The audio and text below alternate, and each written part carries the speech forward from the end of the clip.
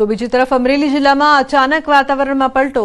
ખાંભા ગીરના ગામડાઓમાં ભર ઉનાળે વરસાદ, ખડાધાર, પીપળવા સહિતના ગામોમાં વરસાદી ઝાપટા। ગરમી અને ઉકળાટ વચ્ચે કમોસમી વરસાદથી ઠંડક જોવા મળી રહી છે। સવારથી અમરેલી જિલ્લાના વિસ્તારોમાં વાદળછાયું વાતાવરણ જોવા મળી રહ્યું છે।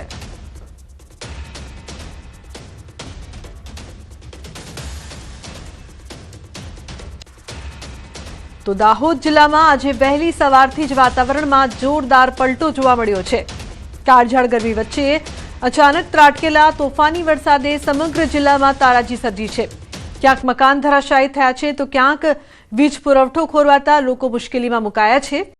સુખસરમાં એક સામાજિક કાર્યક્રમમાં આયોજન કરવામાં આવ્યું હતું, પરંતુ કુદરતને કંઈક અલગ જ મંજૂર હતું। કાર્યક્રમ શરૂ થાય તે પહેલા જ પ્રચંડ પવન સાથે વરસાદ ત્રાટક્યો હતો। પવન એટલો તેજ હતો કે કાર્યક્રમ માટે બાંધવામાં આવેલા મોટા ટેન્ટ પત્તાની જેમ ઉડી ગયા હતા। અચાનક આવેલી આફતના કારણે મંડપમાં હાજર લોકોમાં અફરાતફરી મચી ગઈ હતી। અંતે પરિસ્થિતિને જોતા સમાજ દ્વારા આખો કાર્યક્રમ કેન્સલ કરવાની ફરજ પડી હતી। બીજી તરફ ફતેપુરા તાલુકાના લીમડિયા ગામમાં વરસાદે કહેર મચાવ્યો છે। તોફાની પવન સાથે વરસાદ ખાબકતા એક મકાનનો ભાગ ધરાશાયી થયો હતો। મકાન ધરાશાયી થતા અંદર રહેતા પરિવારના સભ્યોમાં ભારે ભયનો માહોલ જોવા મળ્યો હતો। સદનસીબે જાનહાનિના કોઈ સમાચાર હજુ સુધી મળ્યા નથી, પરંતુ આર્થિક નુકસાન મોટા પાયે થયું છે। તો ઝાલોદ વિસ્તારમાં પણ પવનની ગતિ એટલી પ્રચંડ હતી કે માર્ગો પર આવેલા અનેક વૃક્ષો અને વીજપોલ જમીનદોસ્ત થઈ ગયા છે। વીજપોલ ધરાશાયી થવાના કારણે અનેક વિસ્તારોમાં વીજ પુરવઠો ઠપ થઈ ગયો છે।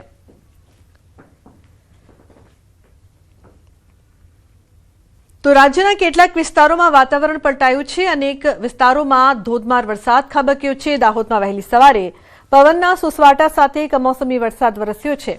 લીમડી સહિત આસપાસના પંથકમાં કમોસમી વરસાદ વરસ્યો છે। આ તરફ અરવલ્લી જિલ્લામાં વરસાદી માહોલ જોવા મળ્યો છે। તો મેઘરજના ગ્રામ્ય વિસ્તારોમાં વરસાદ પડ્યો છે। મોડાસાના નાંદીસણ પંથકમાં માવઠું ત્રાટક્યું છે। તો યાત્રાધામ શામળાજીમાં પણ વહેલી સવારે વરસાદી માહોલ હતો। મહીસાગર જિલ્લાના વાતાવરણમાં પલટો આવ્યો છે અને કડાણા તાલુકાના સરહદી વિસ્તારોમાં વરસાદ વરસ્યો છે। આ તરફ સાપુતારામાં પણ વરસાદી માહોલ જામ્યો હતો। ગિરિમથક સાપુતારા સહિત તળેટી વિસ્તારોના આકાશમાં કાળા ડિબાંગ વાદળો ઘેરાતા ખુશનુમા માહોલ સર્જાયો છે।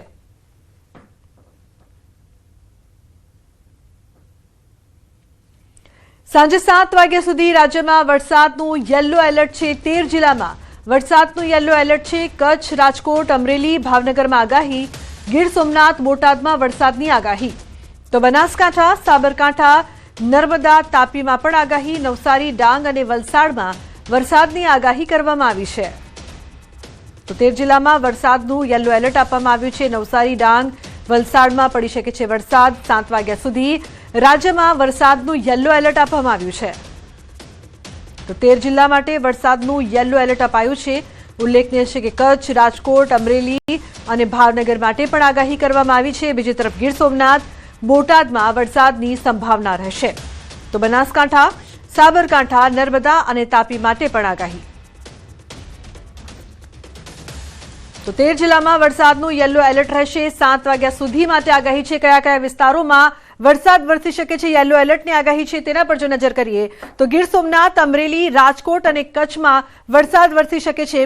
બોટાદ, ભાવનગર, બનાસકાંઠા અને સાબરકાંઠા માટે પણ આગાહી છે। બીજી તરફ દક્ષિણ ગુજરાતની વાત કરી લઈએ તો નર્મદા, તાપી, ડાંગ, નવસારી, વલસાડ અને દાદરાનગર હવેલી માટે પણ યલો એલર્ટ આપવામાં આવ્યું છે। આ તમામ વિસ્તારોમાં 7 વાગ્યા સુધીમાં વરસાદ વરસી શકે તેવી સંભાવના જોવા મળી રહી છે। ખાસ કરીને ખેડૂતો માટે મહત્વના સમાચાર છે। આ વિસ્તારો માટે યલો એલર્ટ છે। કચ્છ, બનાસકાંઠા, સાબરકાંઠા, રાજકોટ, ગીર સોમનાથ, અમરેલી જેવા અનેક વિસ્તારો માટે આગાહી છે યલો એલર્ટની। ભર ઉનાળે રાજ્યમાં પડશે કમોસમી વરસાદ। હવામાન વિભાગની માવઠાને લઈને આગાહી છે। આજે રાજ્યમાં રહેશે કમોસમી વરસાદનો માર। પવનની ગતિ 40 થી 45 પ્રતિ કલાકની રહેશે। અરવલ્લી, મહીસાગર, દાહોદ, પંચમહાલ, છોટાઉદેપુર, રાજકોટ, બોટાદ, અમરેલી અને ભાવનગરમાં વરસાદની શક્યતા રહેશે। ગાજવીજ, ભારે પવન સાથે વરસાદની આગાહી આ તમામ વિસ્તારોમાં કરવામાં આવી છે। તો પવનની ગતિ પણ વધુ રહેશે, સાથે ગાજવીજ સાથે વરસાદ વરસશે। 5 मई के लिए आज का जो पूर्वानुमान है, इसमें हल्का से मध्यम बरसात का संभावना रहेगा। गुजरात क्षेत्रों में और सौराष्ट्र कच्छ दोनों क्षेत्रों में। इसमें जो डिस्ट्रिक्ट हमारा गुजरात रीजन में आएगा अरावली, महिसागर, दाहोद, छोटाउदेपुर और पंचमहल के लिए दिया गया है। इसमें हल्का से मध्यम बरसात के साथ मेघ गर्जना और बिजली गिरने का भी संभावना रहेगा और जो तेज हवा की गति 40 से 50 किलोमीटर प्रति घंटा में रहने का संभावना रहेगा। તો હવામાન અંગે અંબાલાલ પટેલની મોટી આગાહી। રાજ્યના કેટલાક વિસ્તારોમાં વાતાવરણ પલટાશે। આજથી 8 તારીખ સુધી હળવા છાંટા પડી શકે છે। દેશના ઘણા ભાગોમાં આંધી વંટોળ સાથે વરસાદ વરસશે। મે મહિનામાં એક પછી એક પશ્ચિમી વિક્ષેપ આવતા રહેશે। 15 મેની આસપાસ પ્રી મોન્સૂન એક્ટિવિટીનો વરસાદ, 15 જૂન આસપાસથી વરસાદ થવાની શક્યતા। અંબાલાલ પટેલ દ્વારા આગાહી। તારીખ 25 મેથી 7 જૂન વચ્ચે રોહિણી નક્ષત્રની શરૂઆતમાં વરસાદ થાય તો પવન ફૂંકાય અને વરસાદ ઓછો પડે। પ્રી મોન્સૂન એક્ટિવિટીનો હમણાં તારીખ 3, 4, 5, 6 માં દેશના ઘણા ભાગોમાં પ્રી મોન્સૂન એક્ટિવિટીનો વરસાદ થવાની શક્યતા રહેશે। ગુજરાતમાં પણ ધીરે ધીરે લોઅર ક્લાઉડ બનશે તો લગભગ તારીખ 5 થી 8 માં ક્યાંક પ્રી મોન્સૂન એક્ટિવિટીનો વરસાદ થવાની શક્યતા રહેશે। ગુજરાતમાં પણ લગભગ 40 કિલોમીટરનો વિન્ડ ગસ્ટ અને સામાન્ય જે પવન છે એ 10 થી 25 કિલોમીટરનો ફૂંકાવાની શક્યતા રહેશે। ખાસ કરીને કચ્છમાં ભારે પવન ફૂંકાવાની શક્યતા રહેશે। હવે ગરમીમાં આંશિક ઘટાડો થશે પણ બપોર પછી લૂ ચાલવાની શક્યતા રહેશે। ઉલ્લેખનીય છે કે અત્યારે ગરમી ઘટવામાં છે પરંતુ ધીરે ધીરે તારીખ 11 થી 20 માં પુનઃ એક્ટિવિટી શરૂ થશે અને તારીખ 11 બાદ આગ જેટલી ગરમી ફરી પુનઃ થવાની શક્યતા રહેશે। જોકે વાદળો તો સવારે એવા આવતા નથી પણ બપોરે એકદમ વાદળો જતા રહેતા ગરમી જબરજસ્ત જણાશે।